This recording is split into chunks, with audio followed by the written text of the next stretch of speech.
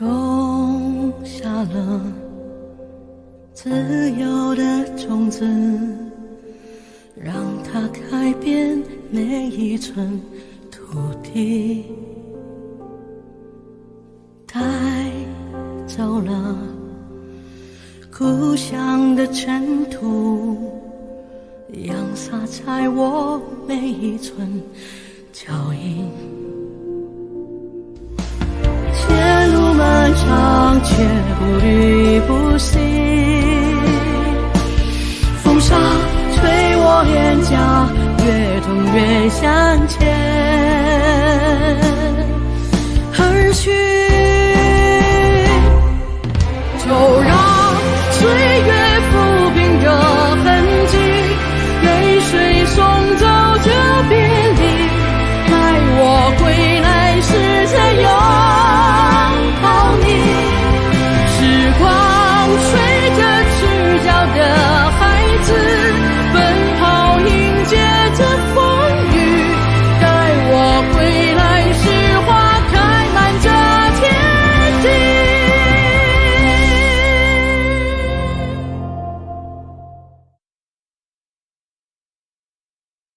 碧云泉煮茶记忆机，纯水煮茶，茶更甜。邀您观看西北岁月。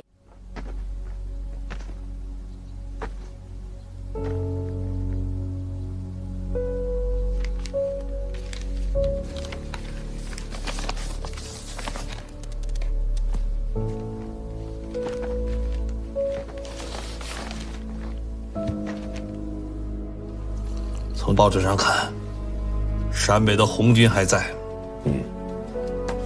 这陕北的根据地还在啊。若普啊，我们从余都出来有1年了吧？差1个月，就整整1年了。咱们已经走了2万多里路了。出来的时候，我们有8万将士，现在就只剩8000多人了。是啊，他们都是我们珍贵的革命火种啊！我们要想办法留住这些革命的火种。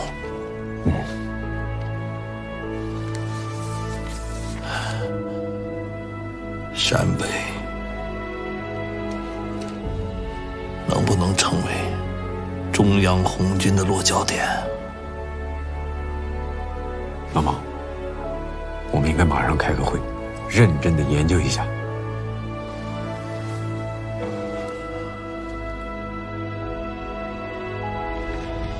民族危机啊，一天天在加深，我们必须要继续行动，完成北上抗日的原定计划。根据最新掌握的情报，中央常委作出决定，放弃俄界会议确定的行动方针。中央要到能够领导全国革命的地区，我们要抗日，就要到陕北去啊！那里有刘志丹的陕甘红军，那里有他们开辟的根据地。我们从这里到刘志丹创建的陕甘革命根据地，不过是700-800里的路程啊！大家要振奋精神，继续北上。1935年10月1日，红15军团在甘泉县崂山地区发起崂山战役，歼灭敌地110师主力。这是红15军团组建后的首次胜利，为迎接中央红军的到来创造了有利条件。军团长，何立中这个老小子真够大方的，送了咱们这么一份厚礼，交货的还不少呢。哎，老刘，前面堵，后面赶，左右夹击，崂山这个口袋阵摆得好啊！仗打完了，我心里才踏实。围点打援这种老战术，敌人也很清楚。我们埋伏了2天2夜呀，我真是担心何立中那个110师他不来，那我们就白忙活了。一开始啊，我也担心呢。何立忠这小子非常的狡猾，行军途中也是走走停停，还把他630团啊留在了40里铺做策应。现在呀，进入了咱们的伏击圈，被包了饺子。这仗打得太漂亮了。金团长，那是因为我们红25、26、27军会师，成立了红15军团，力量壮大了，才有这个首战告捷，消灭了东北军一个师的主力。有了这个大胜仗，蒋介石想消灭我们陕甘红军，消灭陕甘根据地，那是白日做梦。哈，痴心妄想。走，老六。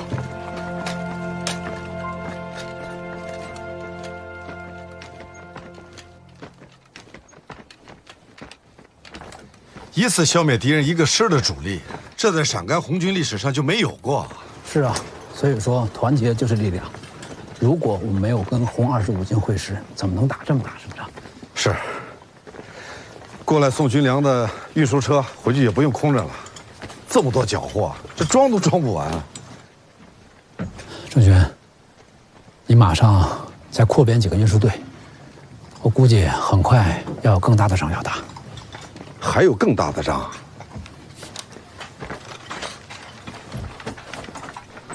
崂山战斗俘虏了几个东北军110师的高级军官，审问他们的时候，有人招供，甘肃通渭县城被一支川西过来的红军攻占了，估计有上万人，多数是江西和湖南口音。江西、湖南口音？那不会是？很可能是中央红军。那要是真的话，这是天大的喜讯呀！是啊，很可惜，我们没有电台，跟他们联络不上。郑军，我们现在要想尽一切办法，联络上中央红军，寻找党中央。我交给你个任务，做好粮草和防务的准备。尤其要做好陇东敌占区一带群众的宣传工作，策应中央红军，欢迎他们到陕甘革命根据地来。你放心吧，我马上就去着手恢复庆阳北的庆北办事处，做好一切准备。你先坐会儿，陪我抽口烟。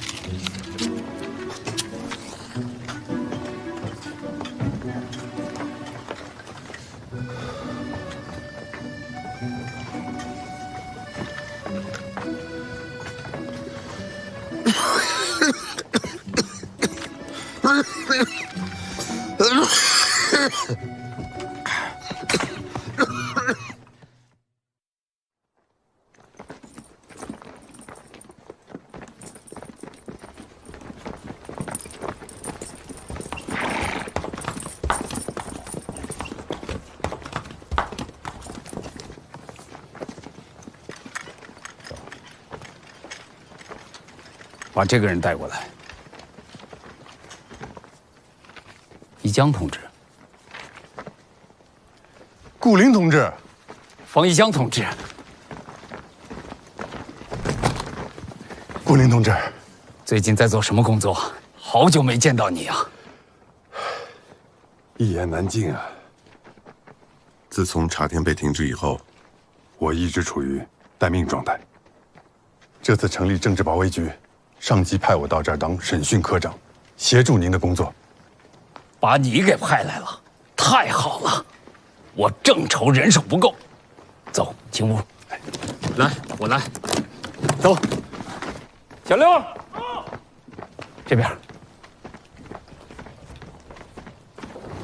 来。嘿，来，坐。新成立的陕甘津省委让我当特派员，来负责领导这次陕甘边党政组织，还有红26军的肃反工作。我这担子也不轻啊。但是你来了，我心里踏实多了。你在这边工作过，熟悉这边的情况。不过，一江同志，你也要有心理准备，我会给你压担子的。请组织放心，您指哪儿我就打哪儿。我的优点就是革命坚决，缺点是革命太坚决。好。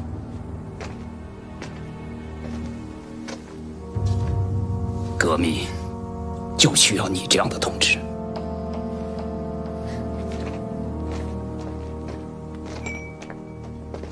顾特派员，这里高墙深院，像监狱。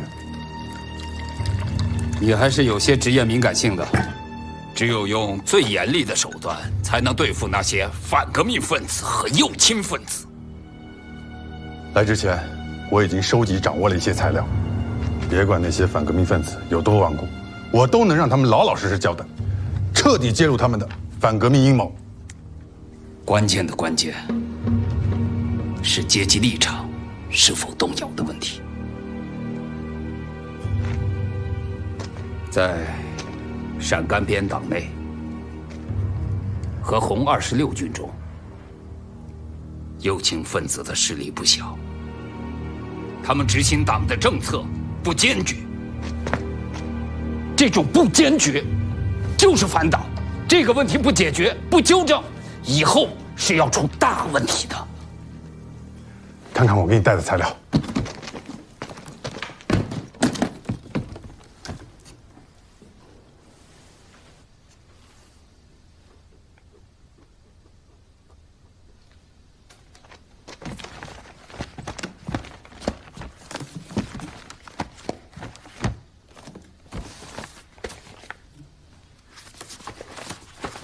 这些年，陕西省委多次被敌人破坏，出了很多叛徒，实在无法确认陕西省委派到红26军的人员里有多少是敌特分子。他们很多人身上都有疑点，我们要好好甄别一下，让这些敌特分子隐藏在我们队伍中，他们随时可能成为危害我们革命的定时炸弹。顾特派员，我建议政治保卫部门马上行动起来，审查清理红26军干部队伍中的叛徒，动员政府、评工团以及广大群众执行阶级路线，进行一次彻底的肃反斗争。工作要坚守原则，但同时也要注意工作方法。一江同志，你辛苦跑一趟，通知苏区政府，以主席习仲勋的名义，调名单上的这些人前来配合调查。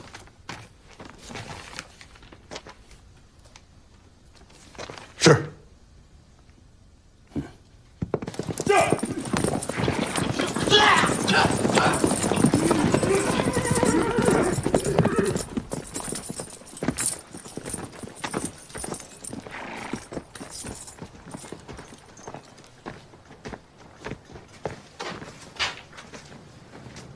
刘志丹，你的职务已经被上级撤销了，请你把枪交出来。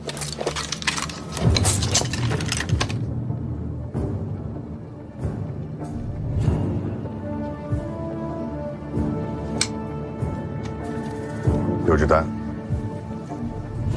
你想违抗组织命令吗？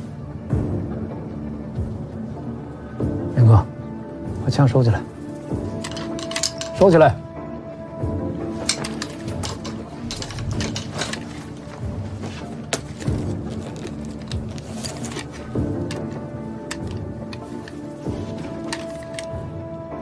回去，继续配合主力部队，敌人的围剿还没结束呢。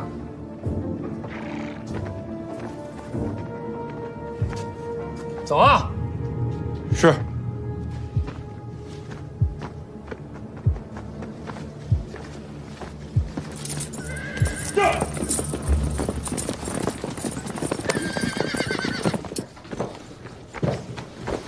周迅，我哥回来了。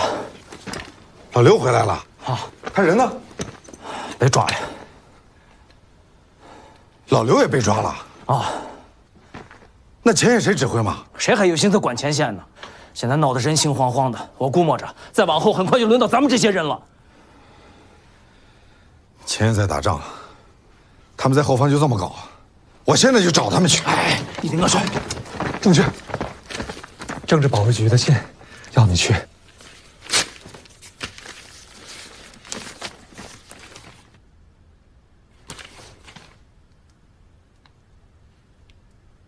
是不是轮到你了？仲勋，这个时候你得先躲躲。我身生不怕影子斜，他们以我的名义把同志们从前线一个一个叫回来，去了保卫局就再也没消息了。我现在就找他们，我看看他们到底搞什么鬼。哎，你不能去！我求你现在不能去，不能去，你去就回不来了。我不去，我不去，这些同志们就更说不清楚了。你让开！哎哎，仲勋，仲勋，哎呀，你听我说。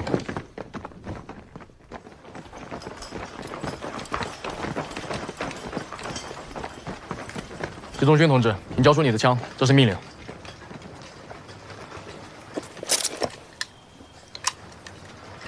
请跟我走吧。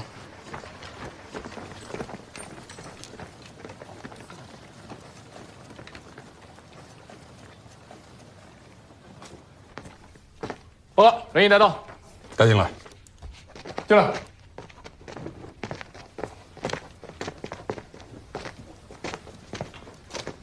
你们为什么抓了我们这么多同志？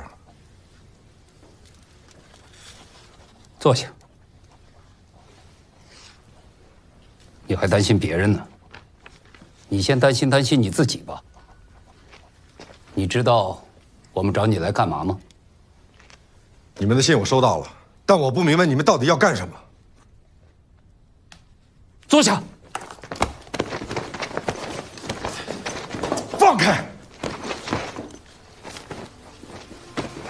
习仲勋，你在这一次肃反行动中态度暧昧，立场不坚定。刘志丹的右倾机会主义错误，你都参与了。你跟刘志丹是一伙的。我跟刘志丹同志在任何事情上都没有不坚定过。如果不是老刘带着我们干，根本就不会有陕甘边革命根据地。那叫什么根据地啊？那么多土匪、特务，还有国民党反动派的军官在队伍里。你们重用的马习武是哥老会的大爷，那个郭宝山是黄龙山的土匪，还有刘志丹，他曾经也是反动军官吧？你们这完全就是颠倒黑白！放开！我们说的是事实。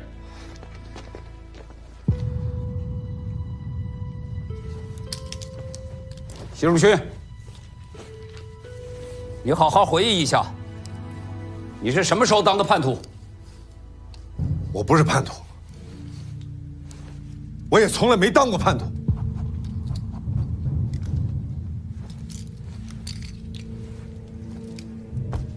你被国民党反动派逮捕过吧？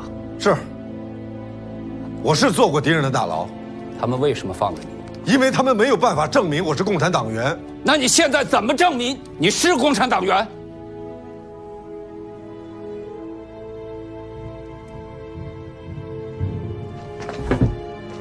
你当过白军吧？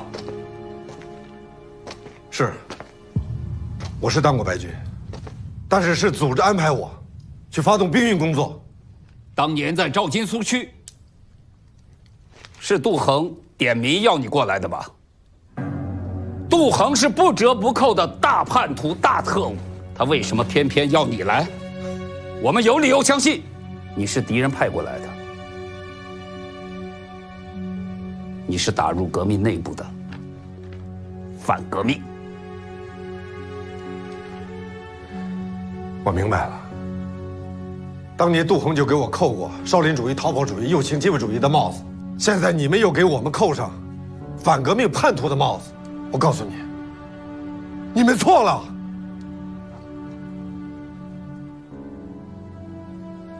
我跟杜衡只是工作关系。当年在红二团南下的时候，很多问题我和刘志丹、金礼科同志我们都坚决抵制过。不能因为杜衡一个人叛变了，你们就说我们同志们都是叛徒。习仲勋，你老实点儿。你处处包庇反动分子，你也不看看这是什么地方？还不承认自己的错误？什么地方也得讲事实。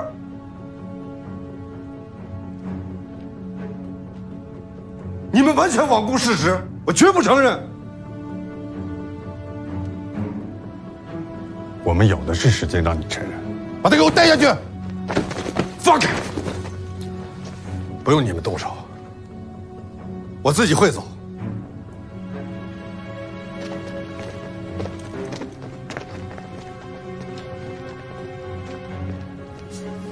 还敢这么嚣张！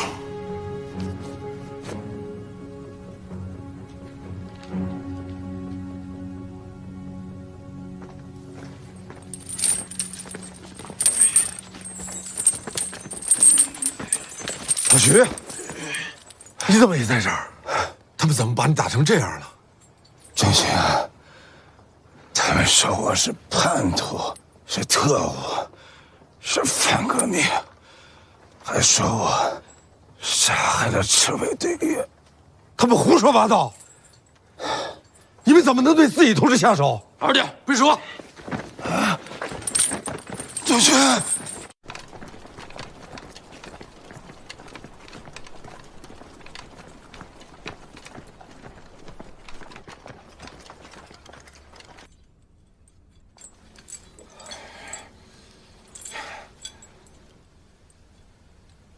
没事，我扛得住。哎，你别脱呀，我不冷啊。哎呀，你看，这镣铐虽硬，但是没有咱们的筋骨硬啊。没想到，咱们出生入死，干了10几年革命，现在倒成反革命了。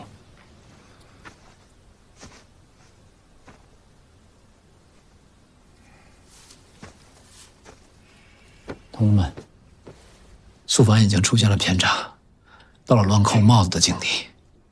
越是这种时候，我们越应该镇定，坚持说真话，不动摇。这个时候，也最是考验我们党性原则的时候。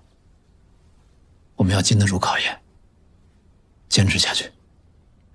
可现在这样，得坚持到什么时候？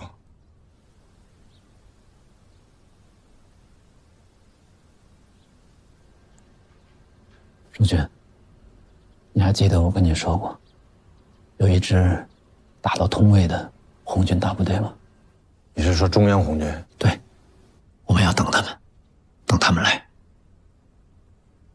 我们能等到那天吗？能，一定能等到。你要坚信，天会亮的。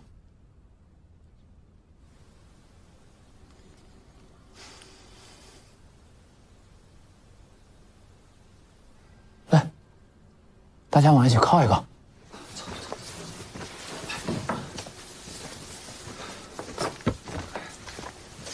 我不冷。来，再挤一挤，挤挤暖和，挤暖和，挤挤暖和。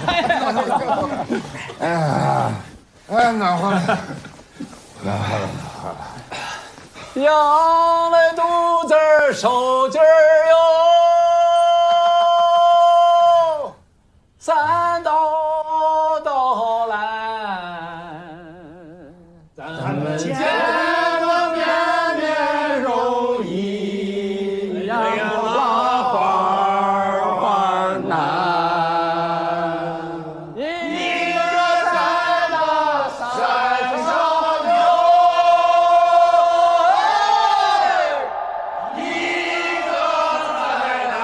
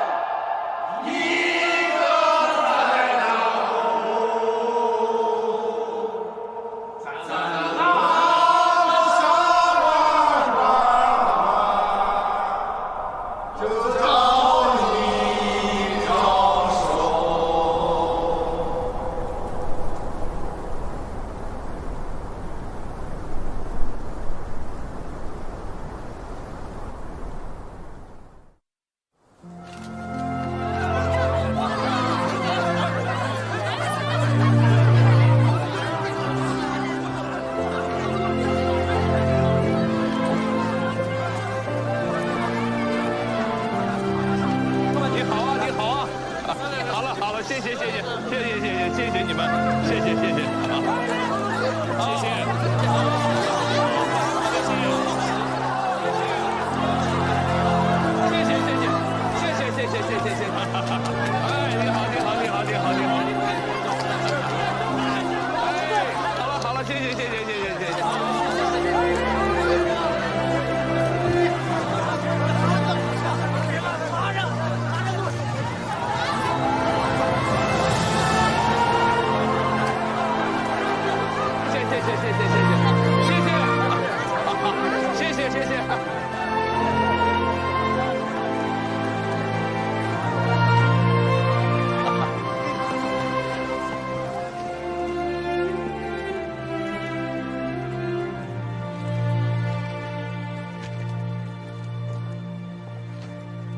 这个10大政策，你们可都满意啊？满意。这根本就不是什么政策，这就是我们的心里话。那些贪50块营养的人都被枪毙了，我们都看在眼里了。哎呦，天大大呀！这要是放在以前，想都不敢想。现在红军跟共产党来了，真的不一样。谢谢。这样的共产党和红军啊，会越来越多的呀。迟早，迟早。我祖祖辈辈都是家庄户家，我们都能过上好日子吗？这干活也有钱，浑身都舒服，心里踏实啊。共产党啊，就是为了让穷苦百姓过上好日子，对不对啊？对。来，吃枣，好了，这点心意我收下啊，也谢谢你们，谢谢啊！来，谢谢老乡，谢谢老乡。好。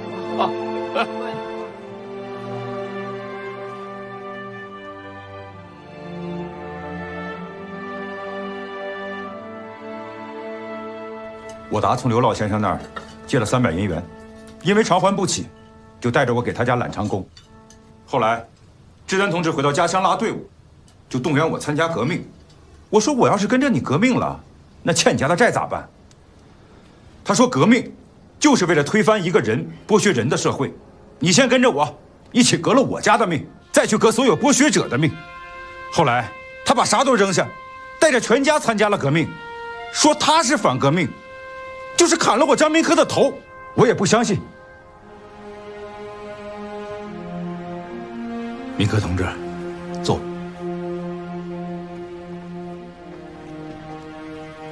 我们从哈达铺就开始找刘志丹，一路找到了这里。敌人也在到处悬赏刘志丹，要用10万大洋换他的人头。可没想到，他却被关在我们自己人的监狱里面。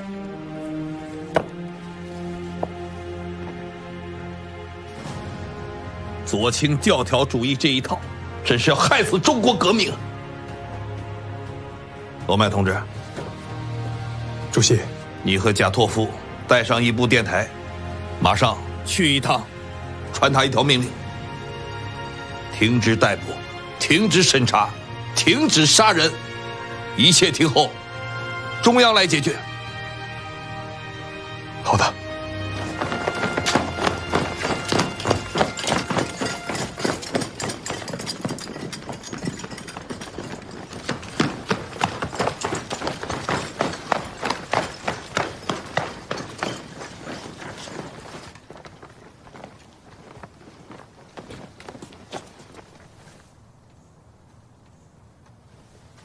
桂林同志，方银江同志，组织上决定对你们进行审查，走吧。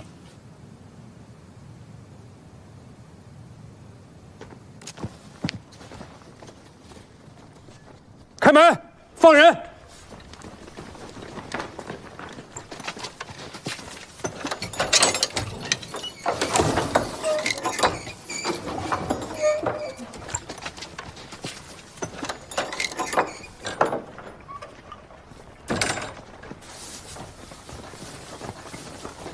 收获了。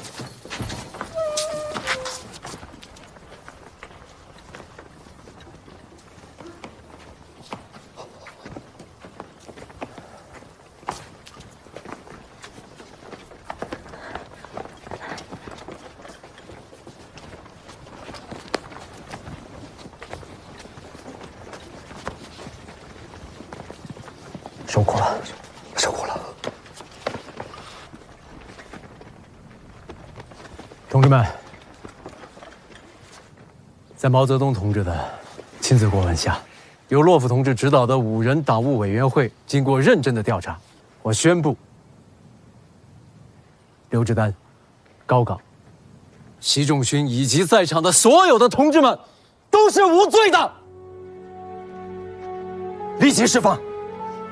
重新分配工作。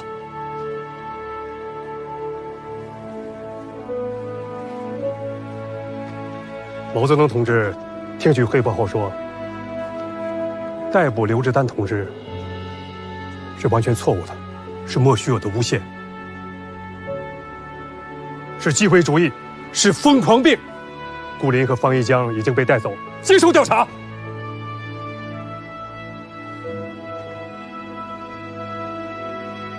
天亮了，天亮了，天亮了，天亮了，天亮了，天亮了！中央空军来了！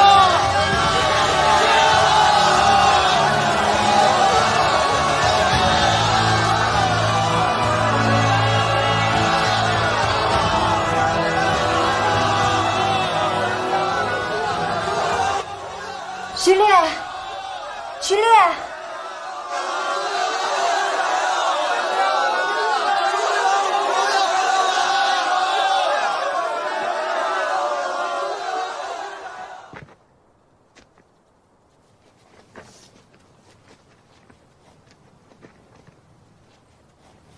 徐烈呢？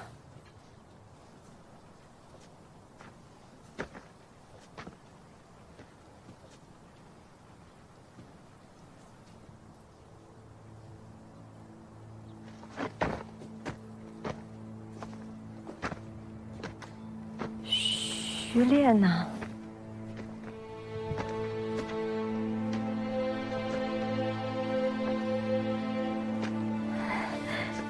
徐烈呢？徐烈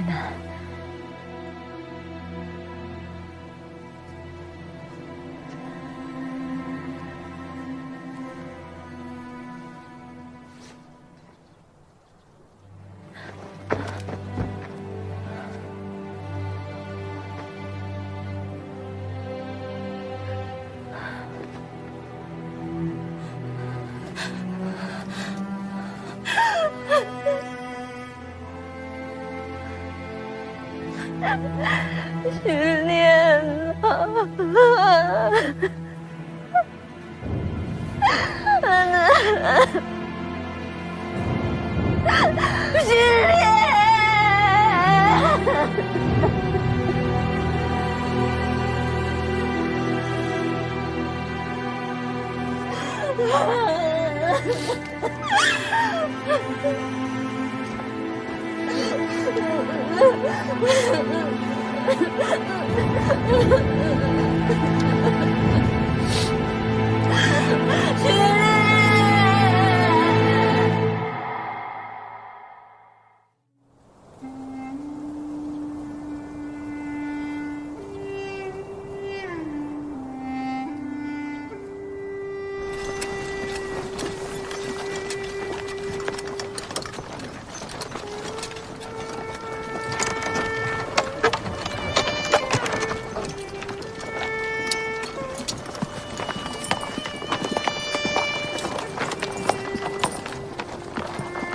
老刘，仲勋，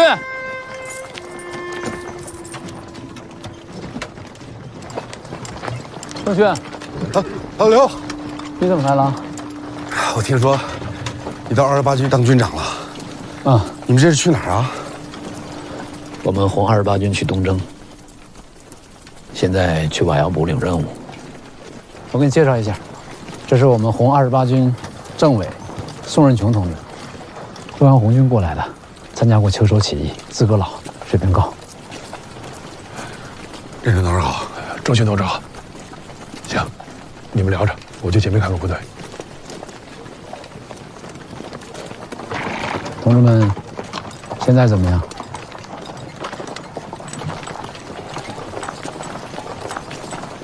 我了解了一下，这次肃反埋了咱们很多同志。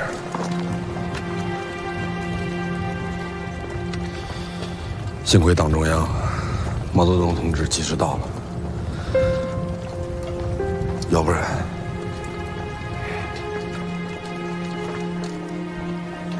郑迅，回去跟那些受过整的同志都说说，别把这件事情放在心上，啊，这不是一个人的问题，是路线问题。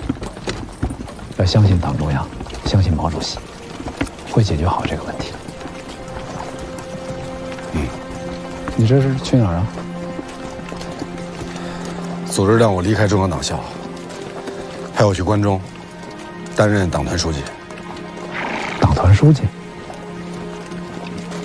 会不会大材小用啊？那你有没有觉得委屈啊？跟咱们那些死去的同志比，我还有什么好委屈的？我还活着，还能为党工作，这已经是最大的福气了。所以我也打算第一时间去报道，为我们那些死去的同志多做一些工作。郑迅，我相信你信仰会越来越成熟，越来越坚定。革命道路是曲折的，这种曲折不仅包括某场战斗的失利和失败，也包括在整个革命斗争过程当中思想出现的偏差。要相信，会逐渐的统一和正确起来。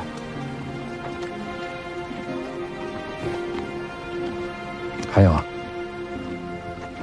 到了新的工作岗位啊，我相信你一样会做出优异的成绩。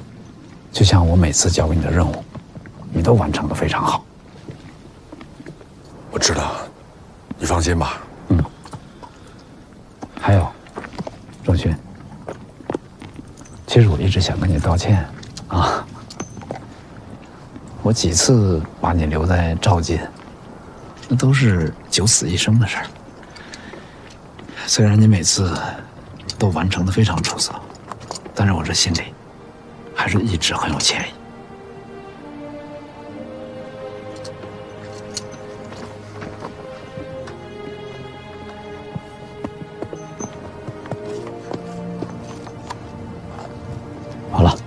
好了，郑迅，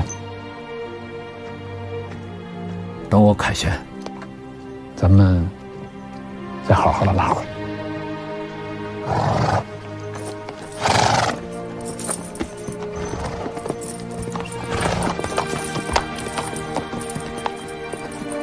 老刘，老刘。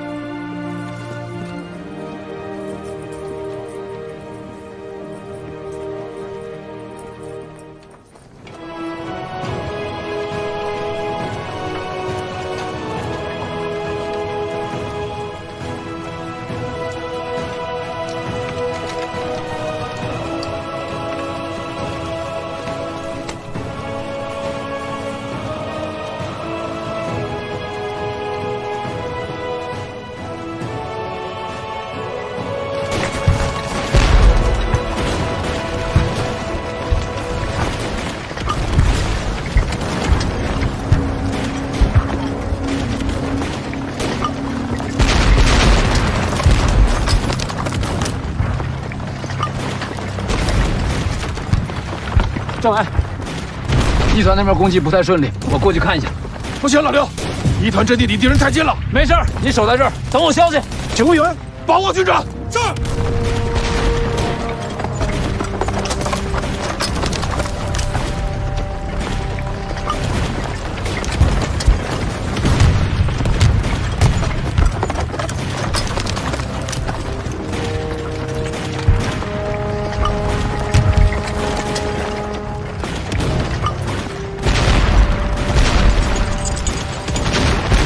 敌人火力这么猛，不像是一个营的兵力啊！军长，危险！去那个高点，那看得清楚。军长，那危险！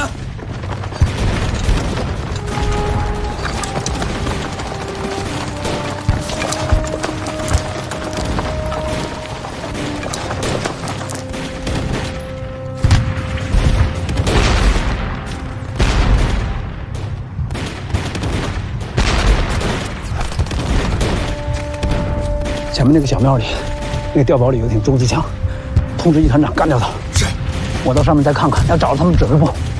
上面危险，军长！通知下去。是，通知一团长钻在小庙。是，军长！军长！军长！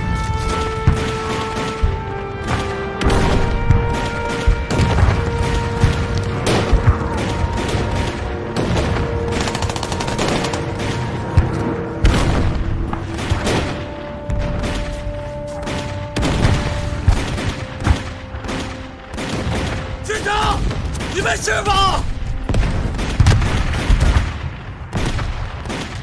没事。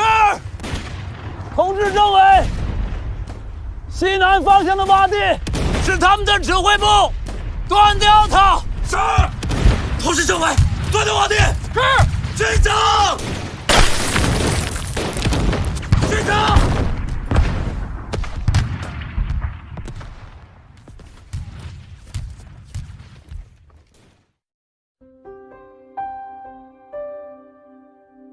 路边的小花在摇曳，摸一把泥土的温暖。当清风拂过我的脸，我回望的时候看见你。冬日走进了山，雪花划破眉间，留不下脚印和你的同伴。荒漠扬起的沙，狂风刺进双眼，却从未迷失的你的视线。你一定是看见未来我的笑脸，所以你燃烧自己，升起了炊烟，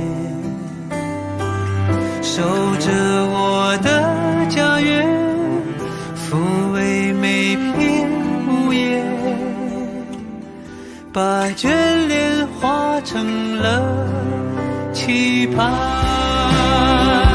今夜我们的梦一定可以重叠，就像日出与大地的相见。每当清风拂面，你一定能看见每一个回望的笑脸，每一个